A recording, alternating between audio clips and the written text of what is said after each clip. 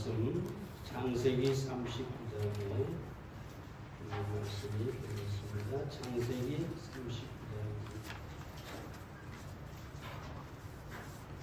39장입니다.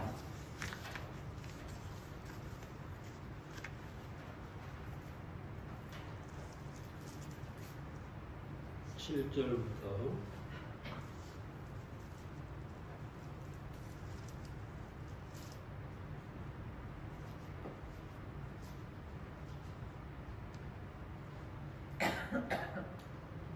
12절까지만 받들 수 있겠습니다. 7절부터 12절입니다.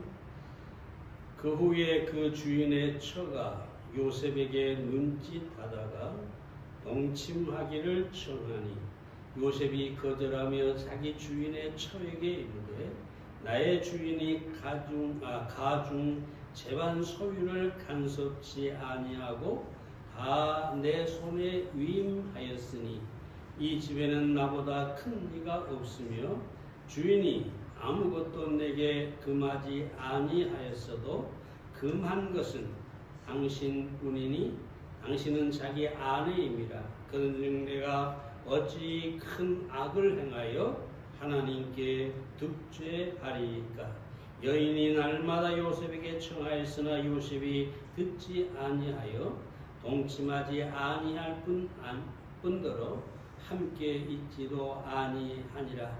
그러할 때 요셉이 수임하러 그 집에 들어갔더니 그 집 사람 하나도 거기 없었더라. 그 여인이 그 옷을 잡고 가로되 나와 동침하자. 요셉이 자기 옷을 그 손에 버리고 도망하여 나가매. 여기까지만 받들 수 있겠습니다.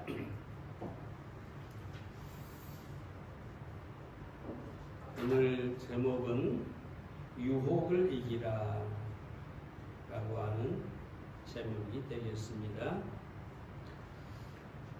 요셉은 보디발의 노예가 되었으나 하나님께서 그 요셉과 함께 하심으로 말미암아 형통하고, 이 보디발이 보니까 자기 종 요셉 때문에 하나님께서 자기 집에 복을 주신 것을 알고 여기 요셉을 가정 총무로 삼았습니다. 그런데 보디발의 아내가 요셉을 보고 유혹을 시작합니다. 6절에 보면 준수하고 아담하였더라 그런 말이 나오는데 영어 성경에 보면 준수하며 잘생겼더라 그렇게 되어 있어요. 그러니까 요셉이 아주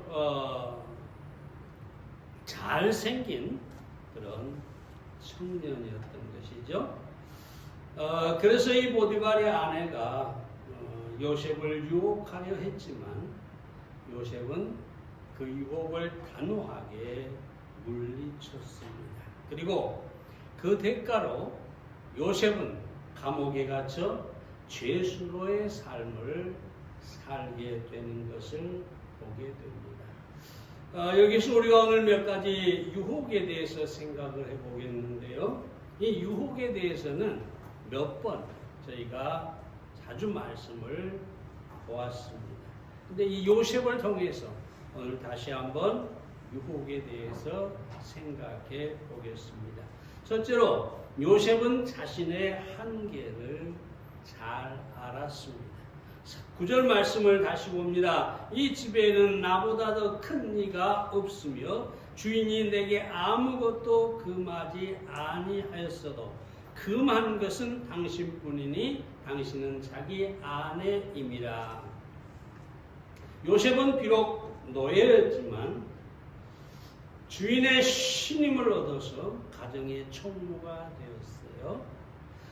이건 상당한 그런 힘을 가진 존재가 됐다는 겁니다. 그냥 가정 총무라고 하는 것은 이 보디발이 시위대장이었기 때문에 왕의 시위대장이었기 때문에 아마 그 집안은 대단했을 거예요. 종들도 많고 살림도 크고. 그런데 이 요셉은 그 모든 것을 책임지는 총무가 됐어요. 요셉은 그 사실로 말미암아 얼마든지 교만할 수 있었어요. 내가 내 주인의 신임을 받고 있다. 나는 힘이 있다. 종들도 내 마음대로 하고 이 집의 모든 재산도 내가 다 관리하게 됐다. 얼마든지 교만할 수 있죠. 그리고 자신의 한계를 넘어설 수도 있는데 여기 요셉을 보세요. 그 많은 것은 당신뿐이다. 요셉은 자신의 한계가 어디까지인가를 알고 있었다는 것이죠. 바로 이것이 요셉으로 하여금 유혹을 이기게 하는 것이었습니다. 사람들은 문제가 무엇일까요? 자기가 무슨 힘을 갖거나 어떤 주의를 갖게 되면 마치 무소불위 모든 것을 다 할 수 있다라고 착각을 하고 한계를 벗어나서 무엇인가를 얻고자 하는 것을 보게 됩니다. 요즘 우리 대한민국의 정치인들을 한번 보세요. 모든 부조리, 부정들이 다 드러나고 있는데 심지어 국회의원이라고 하는 사람들이 수십억을 이게 왜 이럴까요? 자기의 한계를 모르기 때문입니다.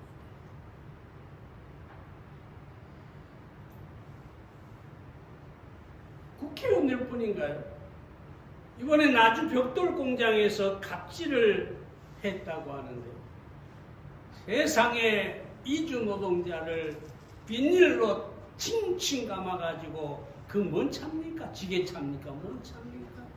거기에다 끌고 다니는 모습을 보세요. 나는 요즘은 그게 사라졌다고 생각했어요.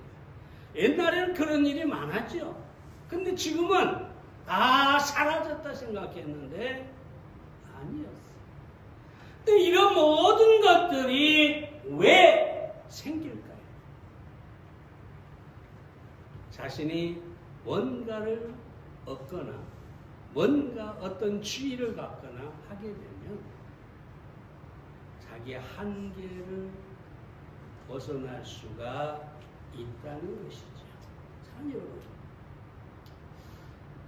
정말로 우리가 유혹을 이기려면 자기 권한의 한계를 알아야 합니다.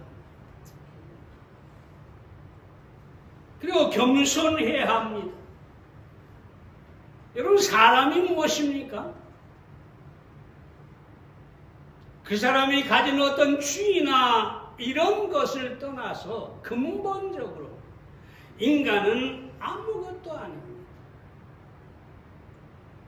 죄인에 불과하고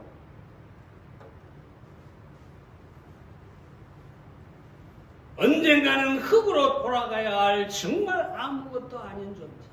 그게 인간이에요.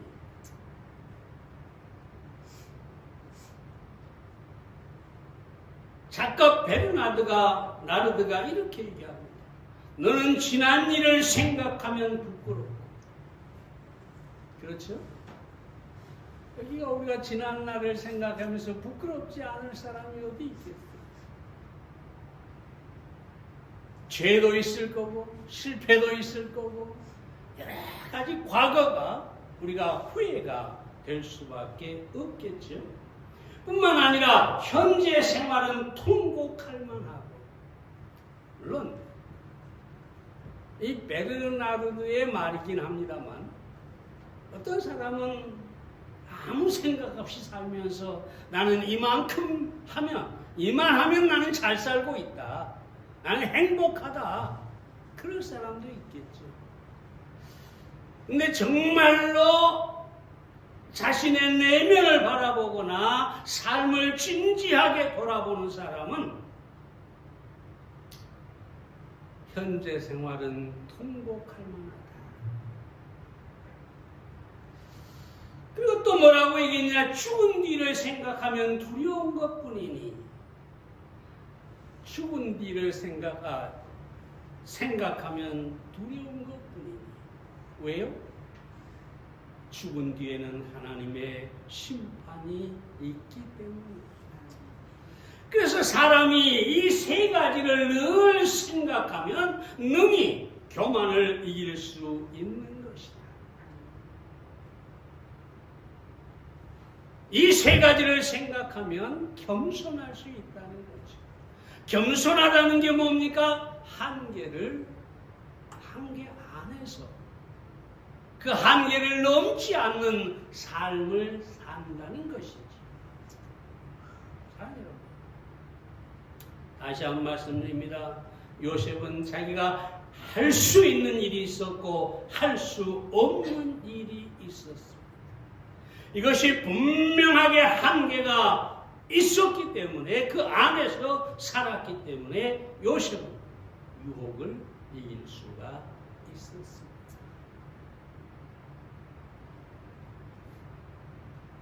우리는 철저하게 자기 자신이 어떤 사람인지, 자기의 한계가 무엇인지 알고 살아가야 하겠습니다. 두 번째로 요셉은 하나님께 범죄하지 않았습니다. 9절 말씀 하반절 봅니다. 그런즉 내가 어찌 큰 악을 행하여 하나님께 득죄하리이까. 여러분, 이 요셉은 죄를 짓는 문제에 있어서 내 주인이 금한 일을 내가 해서 내 주인에게 죄를 짓지 않겠다, 이 마음도 있었겠지만, 중요한 것은 이 요셉은 내가 어찌 하나님께 득죄하리이까, 내가 어떻게 하나님께 죄를 짓겠느냐. 요셉의 생각 속에 하나님이 있었고, 하나님께서 모든 우리의 죄에 대해서 심판하신다는 생각을 가지고 있었기 때문에 유혹을 이길 수가 있었습니다.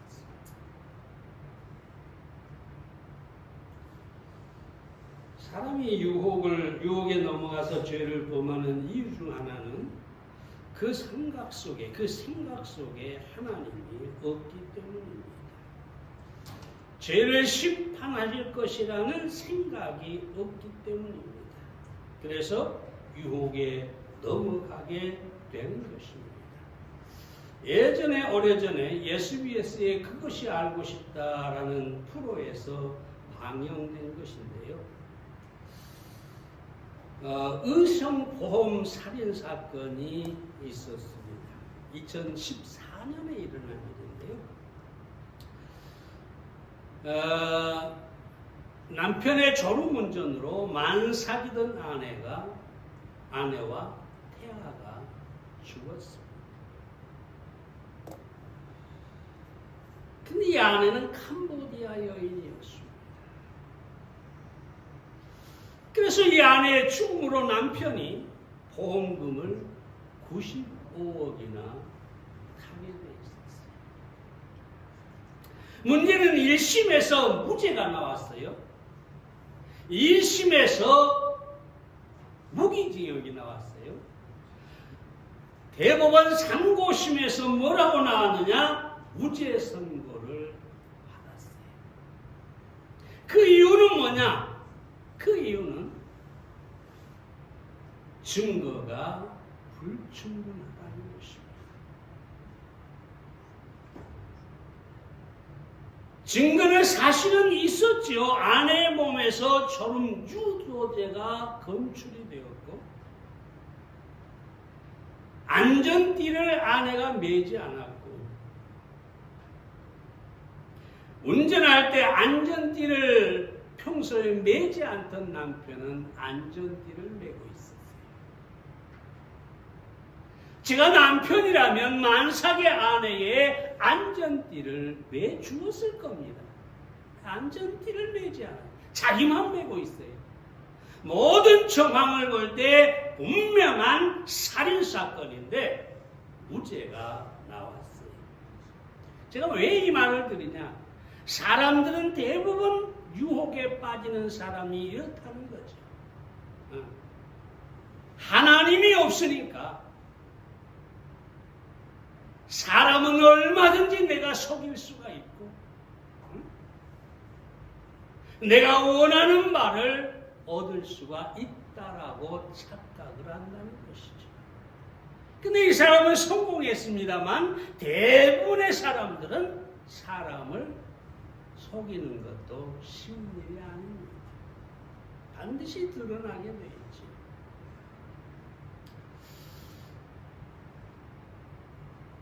갑자기 이런 생각이 나네요. 과연 그럼 이 사람이 95억의 보험금을 타서 잘 살고 있을까요?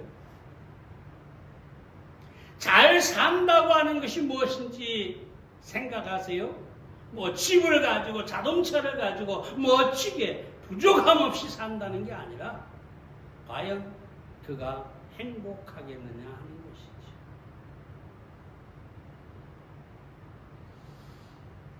사랑 여러분, 유혹에 넘어가지 않으려면 그 안에 하나님이 있어야 합니다. 그 생각 속에 늘 하나님이 계셔야 합니다. 하나님께서 심판하신다는 생각이 있어야 합니다. 그래서 내가 어찌 하나님께 죄를 짓겠느냐? 그리고 그 죄의 유혹에서 우리가 승리할 수가 있다는 것이죠. 한 수도원에서 고아원을 운영하는 원장이 있었는데 이 원장은 이상하게 한 아이만 예뻐하는 겁니다. 유난히 예뻐합니다. 그래서 수도사들이 불만을 가지고 물어봐요. 원장님 어째서 그 아이만 사랑하십니까? 여러 많은 아이들이 있는데 왜 그 아이만 특별히 더 사랑합니까? 생긴 것도 별로 못생겼고 대단히 똑똑한 것도 아니고 근데 이상하게 원장은 그 아이만 사랑해요. 그 고아원 주위에 새들이 숲이 있었고 새들이 굉장히 많아가지고 이 고아원 아이들이 그 새들을 잡아서 늘 놀고 있었어요. 그래서 원장이 이렇게 얘기합니다. 너희들이 가지고 있는 새들을 아무도 보지 않는 데 가서 죽여가지고 오너라. 그래서 고아원 아이들이 뿔뿔이 흩어져가지고 아무도 없는 곳에 가서 그 새를 다 죽여가지고 돌아왔어요. 근데 이 못생긴 아이는 밤새도록 새를 가지고 놀다가 그 새를 살려서 그대로 가지고 왔어요. 그러니까 수도사들이고 같은 고아원 아이들고 다 이 아이를 놀립니다. 아무도 보지 않는 데서 죽여오라는 것도 멍청하게 못 알아듣고 못 죽이고 살려서 가져왔다.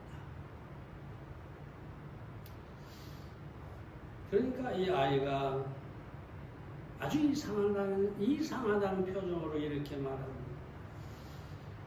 아무도 안 보는 것이 없었어요. 안 보는 것이 없었어요. 하나님이 보시잖아요. 아무도 안 보는 데가 없어서 그냥 가지고 다니다가 왔습니다. 여러분, 아무도 보지 않는 것이 없다. 하나님이 보고 계신다. 그러니 나는 이 새를 죽일 수가 없었다. 원장이 이 아이를 사랑하는 이유가 바로 그것이었습니다. 하나님께서 그 불꽃 같은 눈으로 날마다 매 순간마다 우리를 바라보고 계십니다. 그러므로 우리가 이 사실을 생각하고 그리고 하나님이 반드시 모든 죄에 대해서 심판하신다는 생각을 가지고 유혹을 이겨내시기 바랍니다. 세 번째로 요셉은 유혹의 장소를 멀리 했습니다. 10절 말씀을 봅니다. 여인이 날마다 요셉에게 청하였으나 요셉이 듣지 아니하여 동침하지 아니할 뿐더러 함께 있지도 아니하니라. 여기서 중요한 말씀이 함께 있지도 아니하니라. 아예 요셉은 그 아내 보디발의 아내와 같은 공간에 있지 않았다는 거죠. 그리고 또 하나 12절에 보면 뭐라고 얘기합니까? 요셉이 자기 옷을 버리고 도망하여 나아갔더라. 이 보디발의 아내가 요셉의 겉옷자락을 붙잡으니까 아예 그 겉옷을 벗어 던지고 도망을 간 것이죠. 여러분, 세상에 유혹을 이길 수 있는 사람은 거의 없습니다. 유혹에는 장사가 없어요. 그래서 이 유혹을 피하는 최고의 방법은 뭐냐? 유혹을 이기는 방법은 유혹의 장소, 유혹하는 사람을 멀리하는 것입니다. 다른 길이 없어요, 사실은. 아무리 영적으로 신령한 사람, 심지어 목사라고 할지라도 유혹을 피하기는 어렵습니다.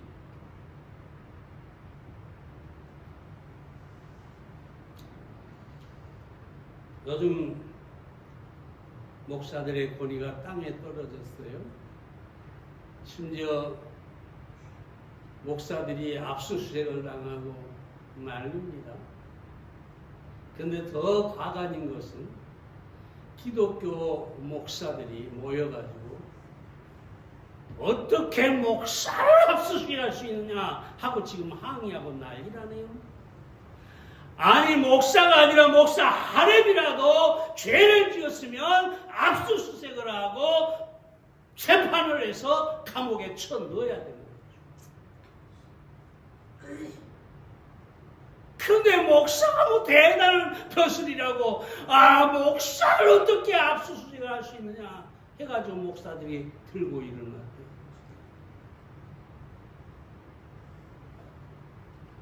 좀 시간이 가지면 제가 이야기하겠습니다. 이 대한민국 기독교는요, 특별히 대교회들은요, 거의 다 썩었습니다. 하나님이 없어요. 원래 그 서울에 유명한 목사가 있었어요. 돌아가셨지만 박정희 때부터, 그 전에 이승만 때부터 계속해서 정권과 이 영적 간음이라고 하죠. 정권에 붙어가지고 박정희 때도 전두환 때도 제주 4.3 사건 때도 그 교회 청년들이 다 몰려가서 경찰들과 함께 제주 도민들을 다 죽였어요. 그 사람들이에요, 그 사람들. 그래서 그 교회 장로들이에요, 지금. 여러분, 교회라고 다 교회가 아닙니다. 근데 오늘날 보세요. 막강한 힘을 가진 대교회 목사들이 정권하고 야합을 해서 온갖 죄를 다 짓고 부정한 일들을 행하고 있어요.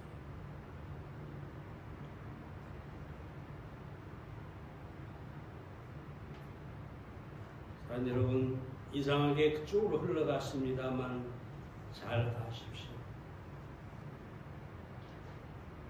유혹에 장사가 없어요. 유혹에는 목사도 없어요. 아무리 경건한 사람도 유혹에 넘어갈 수밖에 없어요. 유혹에 넘어가지 않는 방법은 그 유혹의 장소에 유혹할 사람과 함께하지 않아야 합니다.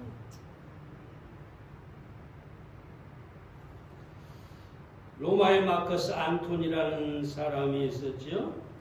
은빛 목청을 가진 로마의 웅변가로 알려졌는데요. 그런 그 시대에는 웅변가, 이 달변, 웅변으로 사람들의 마음을 휘어잡아서 정치력을 행사하는 그런 일이 많았죠. 얼마나 대단하면 은빛 목청을 가진 웅변가라고 그랬겠어요? 마커스 안토니가 그래서 그는 강력한 로마의 지도자였고 용맹스러운 군인이었고 잘생긴 외모에 비상한 머리를 가졌습니다. 근데 그에 한 가지 부족한 것이 있었는데 그것이 바로 도덕적인 그런 게 없었고 인격이 좋지를 않았어요. 그래서 하루는 그 마커스의 스승이 이렇게 얘기하죠. 마커스, 이 거대한 아이야. 세상은 정복할 수 있으면서 한갓 유혹은 뿌리치지 못합니다. 너는 세상을 정복할 만한 그런 힘을 가지고 있다. 그러나 너는 유혹을 이기지 못한다. 결국은 이 친구가 이집트 원정을 떠나죠. 로마의 군대를 거느리고 이집트로 가요. 근데 거기서 누구를 만납니까? 클레오파트라를 만나죠. 그 클레오파트라의 유혹에 빠져서 불륜 관계를 맺고 아내를 버리고 자신의 권력과 명예와 모든 것을 헌신짝처럼 버렸습니다. 그래서 그 클레오파트라의 치마폭에서 놀다가 결국은 살해를 당했습니다. 자, 여러분, 우리는 유혹을 하는 사람이나 장소를 철저하게 피하고 멀리 해야 합니다. 옛날에 어떤 우리 그 교회 다니는 형제가 그런 얘기를 하더라고요. 지금은 이제 천국에 갔습니다. 목사님, 왜? 와, 제가 충정로에 갔는데요. 거기에 저 시골교회 목사님이요. 뭡니까? 카바레. 춤추고 막 그런 이상한 장소 있잖아요. 야, 목사님 그 문 앞에서 쪼그리고 앉아 있었어요.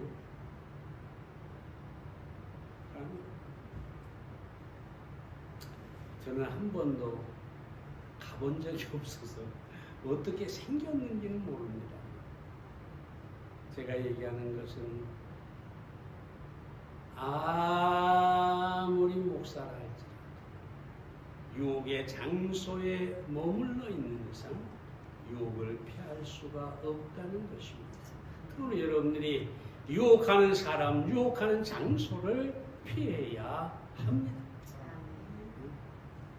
늘 만나기만 하면 하투를 치고, 늘 만나기만 하면 술을 먹고, 늘 만나기만 하면 모든 세상적인 잘못된 일을 하는 사람들, 그 사람들을 피하지 않고 여러분이 날마다 그들과 가까이 있으면 어느샌가 여러분도 유혹에 빠질 수밖에 없을 것입니다.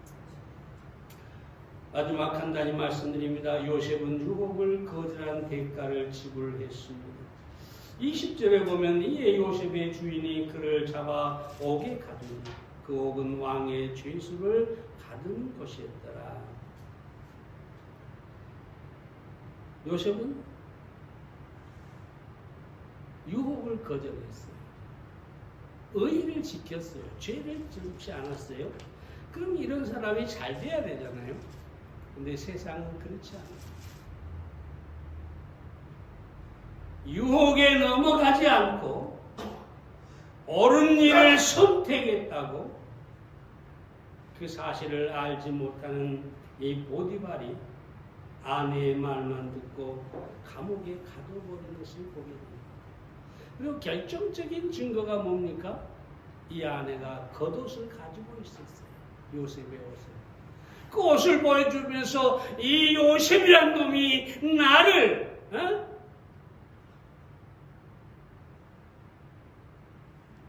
해하려고 했다고 하면서 남편에게 얘기하니까 남편이 바로 감옥에 가둬버린 것을 보게 됩니다. A.W. 토저라는 사람이 이렇게 얘기합니다. 하나님의 길은 함께 나란히 갈 수가 하나님과 동행하는 삶은 세상과 충돌할 수밖에 없다. 왜냐하면 세상의 길과 하나님의 길은 함께 나란히 갈 수가 없기 때문이다. 결국은 이 말은 뭐냐? 그 충돌을 통해서 믿는 사람들이, 의를 행하는 사람들이 고난을 당할 수밖에 없다는 것입니다. 우리는 유혹을 피하고 의를 선택한 대가를 두려워하지 말아야 합니다. 다니엘의 세 친구가 우상 숭배를 거부했을 때 풀무불에 집어넣겠다고 하죠. 다니엘 3장에 보면 뭐라고 합니까? 하나님께서 반드시 우리를 건져주실 것이라. 그리 아니하실지라도 하나님이 우리를 건져주지 않고 우리가 저 풀무불에 다 죽을지라도 우상을 숭배하지 않겠다라고 얘기합니다. 그리고 실제로 던져지죠. 풀무불 속에. 사도 바울이 뭐라고 합니까? 사도행전 20장에 보면은 결박과 환난이 나를 기다린다 라고 하죠. 그러면서 나의 생명을 조금도 귀한 것으로 여기지 않는다. 내가 가는 그 길을 가다가, 하나님의 길을 가다가 내가 죽는다 할지라도 나는 두려워하지 않겠다. 베드로가 뭐라고 합니까? 베드로서 3장 14절에서 의를 위하여 고난을 받으면 복이 있다라고 합니다. 고난 자체는 복이 아니죠. 고난 자체는 의를 행한, 유혹을 이긴 대가죠. 그런데 그 자체가 복이 있다고 합니다. 의를 위하여, 복음을 위하여, 하나님을 위하여 내가 감옥에 들어가서 대가를 지불할지라도 그 자체가 복이다. 오늘날 많은 사람들에게 이 말이 얼마나 의미가 있을지는 모르겠습니다. 왜냐하면 다 건강하고, 다 형통하고, 다 부자가 되고, 다 이런 것을 잘 사는 것이라고 생각하죠. 근데 그 모든 것을 빼앗기고 감옥에 갇혀서 고난을 당한다.